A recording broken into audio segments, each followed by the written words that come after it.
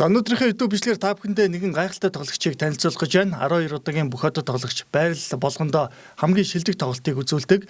За ялахын төлөө бүхнийг хийдэг. Энэ бол Big Ticket очид Kevin Garnett юм аа. Kevin Garnett 10 жилээс одоо NBA-д элсэн цөөхөн одуудын нэг гэдгийг та бүхэн сайн мэддэг бах. Тэгвэл тэрээр хэрхэн яаж тэмцэж энэхүү NBA-ийн авраг хэмээх эрхэм хүндтэй цолыг хүртсэн талаарх мэдээллийг та бүхэнд хүргэхэд бэлэн болсон байна. Kevin Garnett 1976 оны 5 дугаар сарын 19-нд Өмнөд Каролины мужийн Гринвиллд мэндэлжээ. Ээж Шарлин Гарнеттийн аав Ол Льюистэй гэрлээг бөгөөд KJ хойд аавын нүр үзжээ. Гарнетт ахлах сургууль орох хүртлээр саксон бөмбөг огт тоглож байгаагүй бөгөөд Өмнөд Каролинагийн Маулдины ахлах сургуульд анх удаа саксон бөмбөг тоглосон байдаг. Харин төгсөх ангидаа орсон зунаа томоохон зодоонд нэр холбогдож баримтлагдж байсан түүхтэй. Хэдийгээр тэр зодоонд оролцоогүй хол өнгөрсөн гэдэгч хүмүүсийн хил амны бай болж арьс өнгөөр ялгуурлagч гэж шүүмжлэгдснээр сургуулиасаа шилжихээс аргагүй болж байжээ. Ийхүү тэрээр Чикагогийн Фарго Тактемд элсэн суралцахаар болсон байна. Фарго Тактемийн багт Гарнетт сайн тоглож 28-2 гэсэн амжилтыг гаргаж байсан удаатай юм. Үнэс гадна мужийн шилдэг тоглогч болж тэр жилдээ 25 он 17 самбар 6 дамжуулалт 6 хаалт дундчилж 68%-тай довтолжээ. Энэ сайн тоглолтоор Мистер Баскетбол шагналд хүртсэн Гарнетт ахлах сургуульд 4 улирлыг өнгөрүүлэхдээ 2553 оноо 1809 самбар 737 хаалт гүйцэтгсэн сүрдэм амжилтыг гаргаж байжээ. Макдоналдс All America тоглолтод шилдэг тоглолт үзүүлсэн тэрээр коллежид тоглоулгүй шууд NBA-д элсэн цөөн супер одуудын нэг гэдгийг та бүхэн сайн мэдэх бах. Тэрээр Миннесотагийн нүүр царай болж драфтын 5 дахь сонголтоор багт нэгдсэн. Хэдийгээр эхний улиралдаа гараан төдийлөн гарч чадахгүй байсан ч аажмаар гарааны эрхээ авч улирлын 42 тоглолтод оролцохдоо 14 оноо 6.3 самбар 1.8 оновчтой дамжуултыг дундчилжээ. 1996-аас 97 оны улиралд Timberwolves драфтаар Стефен Марбурыг багтаа нэгтгэж чадлаа. Сайн холбон тоглогчтой болсон тул Гарнеттийн тоглолтч сайжирч 2 дахь улиралдаа 17 оноо 8 самбар 3.1 оновчтой дамжуулалт 2.1 хаалт 1.7 бөмбөг таслал гэсэн сайн амжилтыг үзүүлжээ. Багч 40 ожил 42 хожигдолтой Wolves түүхэнд анх удаа плей-оффт шалгарч чадсан юм. Гэсэн хэдий ч Хоккей Моложон тэргүүтээ Houston Rockets багтаа таарч 1997 оны плей-оффоос хинх басагтлаа. NBA 1997-с 98 оны улиралд багийн түлхүү тоглогч болсон KG-тэй баг 6 жилийн 121 саяын гэрээ байгуулж түүх амжилтыг тогтоож бас лигийг өөрчилсөн тоглогч болон үлдлээ. Учир нь энэ гэрээнээс болж 1998-аас 99 оны улиралд ажил аялалд болсныг хүмүүс тэр бүр сайн мэддэг. Гарнеттийн том гэрээнээс болж бусад багийн эзэд цалингийн дээд хэмжээг хязгаарлах одооны бидний мэдих Маг Салрыг их ойлголтыг гаргасан. Энэ явдлаас нэг жилийн дараа буюу 2000 онд драфтын тэргуун сонголт болж явсан Joe Smith Warriors-ийн 80 саяын гэрээнээс татгалзаж оронд нь Миннесотад нэг жилийн 175 саяын гэрээ хийж байсан. NBA-г донцлогсон томоохон гэмт хэрэг байсныг хожим бүгд мэдсэн гэдгээ. Энэ тохироо нь Wolves Smith-тэй нэг жилийн гэрээг 3 жил дарааж хийгээд дараа нь боломжтой болохоор том гэрээг хийхээр нууцаар гар барьсан хэрэг байжээ. Энэ Гарнеттийн үнэтэй гэрээнээс улбаалсан маш том зөрчил байсан юм. Миннесотагийн эзэн Глен Тейлорыг хийсэн амнаас буцаж магадгүй хэмээн Смитийн төлөөлөгчд энэхүү тохироог цаасан дээр булган гар үсэг зурулж аваад баримт болгон хадгалжээ. Нөгөө төлөөлөгчдийн оронд тусдаа маргаан дэгдэж шүүгтэлсэд нөгөө баримт нь ил болж Wolves баригдсан юм. Комиссар Дэвид Стерн лигийн түүхэндх хамгийн том шийтгэлийг оногдуулж 3.7 саяар эзнийг нь торгож бас ерөнхий менежерийн хамт бандаж Wolves-ийн ирээдүйн драфтын 1-р тойргийн 5 эрхийг түтгэлзүүлсэн багт Гарнеттэд туслах нэгнийг авчрах боломжгүй болгосон түүхтэй. Багтаага шинэ гэрээ үзгэлсэн Kevin Garnett 3 дахь улиралдаа гойд сайн байж энэ улиралд 18.5 оноо 9.6 самбар 4.2 оновчтой дамжуулалт 1.8 хаалт 1.7 бөмбөг таслалт дундчилж байжээ. Залуу одтой Wolves ч 2 дахь жилдээ дараалан плей-офф шалгарч түүхэнд анх удаага 45-37 гэсэн сайн амжилтыг үзүүллээ.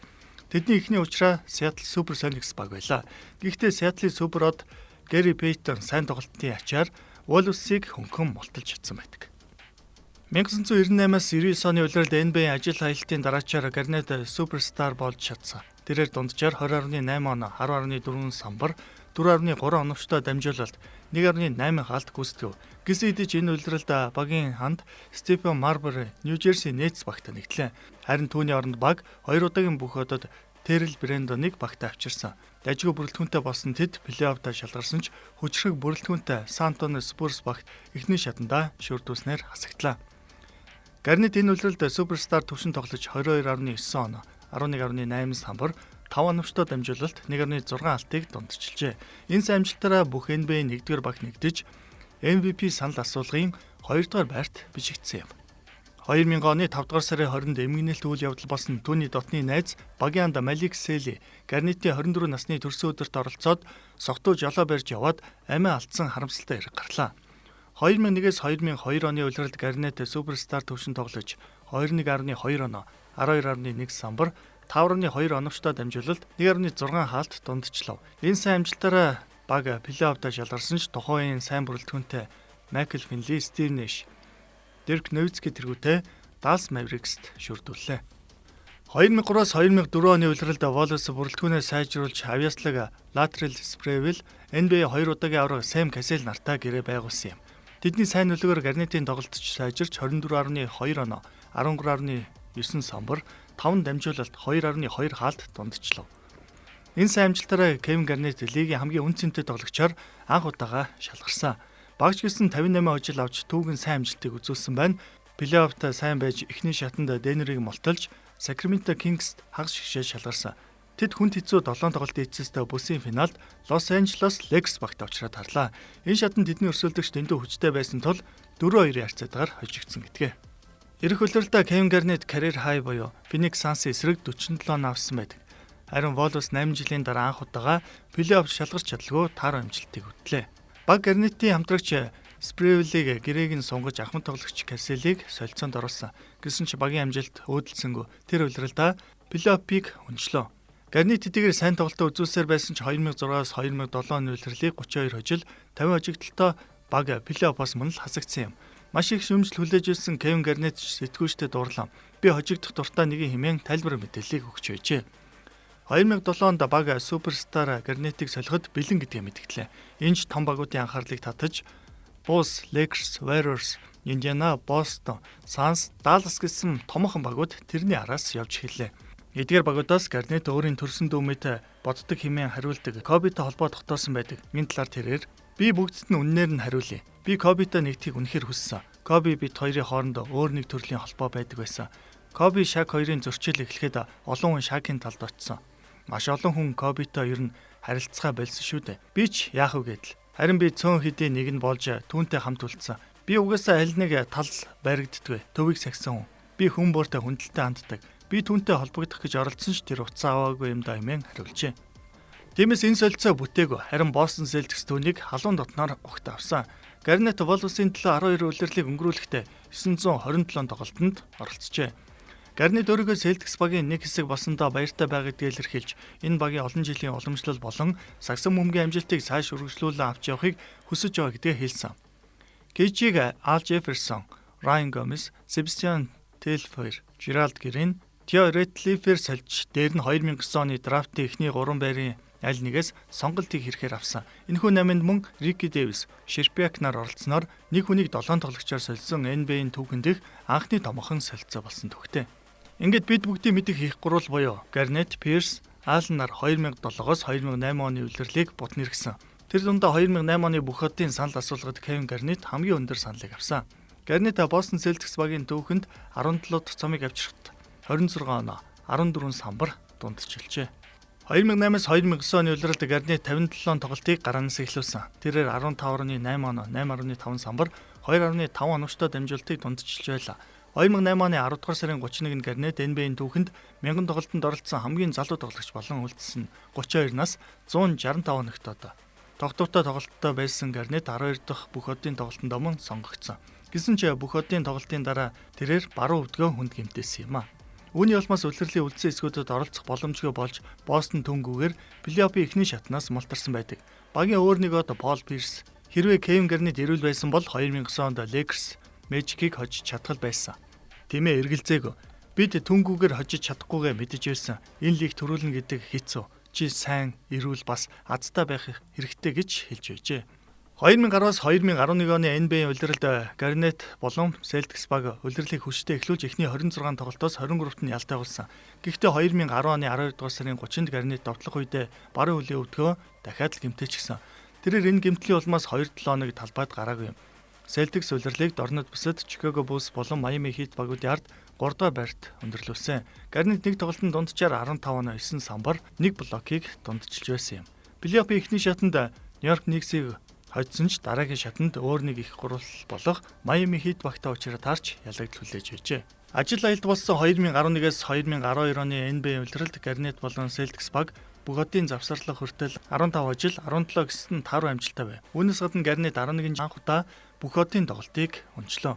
Бостон плей-офф амжилттай тоглож дорнод бүсийн аваргад шалгарсан. Ингэснээр Бостон 5 жилийн дотор 3 дахь удаага дорнод бүсийн финалд шалгарч Miami Heat багийн Крис Бош, Дуэйн Уэйд, LeBron James нарын супер одтой дахин туллаа.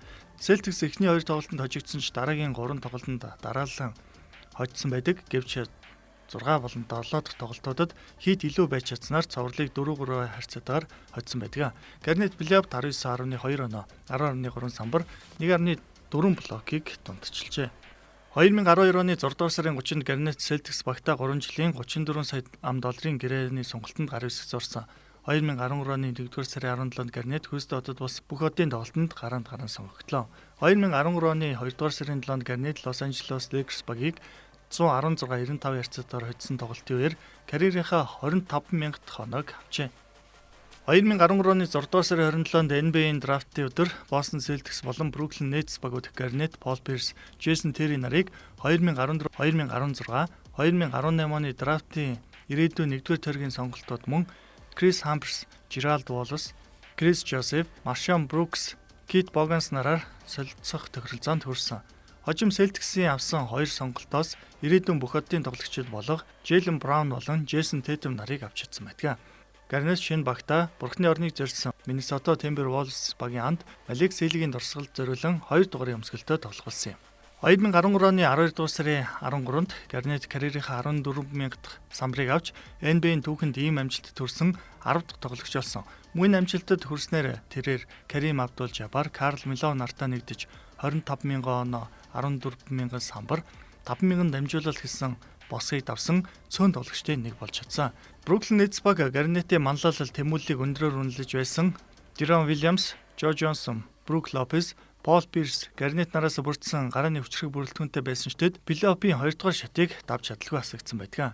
KG 2 улирлыг Nets дөнгөрүүлсний дараа 2015 оны 2 дугаар сарын 19-нд хуучин багтаа иргэн нэгдсэн олонний зүрх сэтгэлийг догтлуулсан.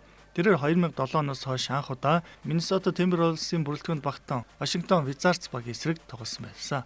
2014-өөс 2015 оны улиралд Гарнет Timberwolves багийн төлөө ердөө 5 тоглолтод оролцсон бөгөөд өвдөгний гэмтлийн улмаас улирлын 21 тоглолтыг өнцсөн байна. 2015 оны 7 дугаар сарын 11-нд Гарнет Timberwolves багтаа 2 жилийн гэрээг байгуулсан. 2015 оны 11 дугаар сарын 15-нд Memphis Grizzlies багийн эсрэг тоглолтод тэрээр NBA-ийн түүхэнд 50,000 минут тоглосон 5 дахь тоглогч болж Kareem Abdul-Jabbar, Karl Malone, Jason Kidd, Elvin Hayes нартаа зэрэгцэв. 12 дугаар сарын 1-нд нь Orlando Magic багийн эсрэг тоглолтод Гарнет 5110 минут давж NBA-ийн карьерийн нийт тоглосон минутын жагсаалтын 3 дугаар байрт орж ирсэн. 4 өдрийн дараа Portland Trail Blazers багтаа хожигдсон тоглолтын үеэр тэрээр NBA-ийн түүхэнд 26,000 онооны босыг давсан 15 дахь тоглогч боллоо. 12 дугаар сарын 11-нд Minnesota Denver Nuggets багт 111-108 харьцаатаар нэмэлт цагт хожигдсон тоглолтын үеэр Гарнет хамгаалтын самбарын бүх цаг үеийг тэргүүлэгч болж Карл Мелоныг артаа үлдээсэн. Тэр тоглолтод 4 хамгаалтын самбар авч карьерийн нийт хамгаалтын самбарын тоогоо 11,409 болгож Мелоноос 3-аар илүү гарч чадсан юм а. Гарнет улирлын эхний 45 тоглолтоос 38-д нь оролцсон ч баруун өвдөгний гэмтлийн улмаас улирлын 2 дугаар агс тоглох юм. Ингээд 2016 оны 9-р сарын 23-нд 21 жил үргэлжилсэн гайхалтай карьераа өндөрлүүлж зодог тайлж байгаа гэдгээ аль бисаар зарласан билээ. Харин одоо Кевин Гарнет Minnesota Timberwolves-ийн арын албанд буюу контент олон нийт бизнесийн үйл ажиллагаанд оролцож байна. Тэрээр зодог тайлснаас хойш багийн хууч эзэн Glenn Taylorтай асуудалтай байсан учраас өөрийнх нь дугаарыг мөнгөжүүлэхийг зөвшөөрдөггүй байсан юм а. Одоо шинэ эзэнтэй хамтарч багийнхаа төлөө зүтгэхэр болсон тул дугаарыг нь мөнгөжүүлэх ёслол болох нь тодорхой боллоо. Кевин Гарнетэд авч үзээгүй шагнал урамшуул гэж үгүй. Тэрээр шигшээ багтаа амжилт гарган 2000 оны нөгөө Vince Carter-ийн амар тогтог бүрэлдэхүүнд багтаж мөрөөдлийн багийн амтаар алтан медалийн эзнэр тодорч байсан. Харин 2004 оны Афины Олимпиад их нэртэйгээ сүү тавих гэж байгаа гэдэг мэдэгдэж байсан. Үүнээс болоод оролцоогүй ч болсон юм. Тэрээр хэрвээ энэ тоглолтод оролцсон бол бөөн шөмжөлтөд нүр тулгарх байсан баха. Ингээд Кевин Гарнеттийн бусад амжилтыг дурдах юм бол тэрээр багийн түүхэнд оноо самбар оновчтой дамжуулалт, бөмбөг таслалт, хаалтаар тэргүүлдэг. Эдгээр статаар бүтэн франчайзыг тэргүүлсэн лигийн түүхэнд цор ганц тоглогч юм а.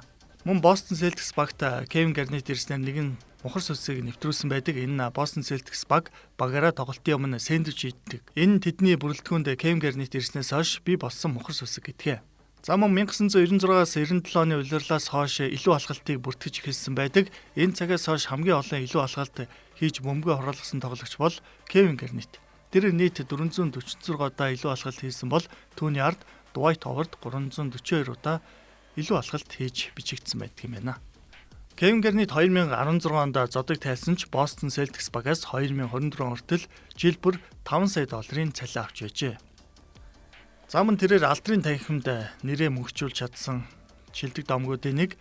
Ингээд Кевин Гарнетийн талаар мөн баг зэргийн мэдээлэл өгөхөд хөлийн хөдөлгөөнд дундын цайн шидэлт сайтай. Хамгаалтанд жинхэнэ шилдэгүүдийн нэг 12 удаа бүх хамгаалтын 1-р багт нэрлэгдэж мөн шилдэг хамгаалан тоглогчийн шагналыг авч байсан.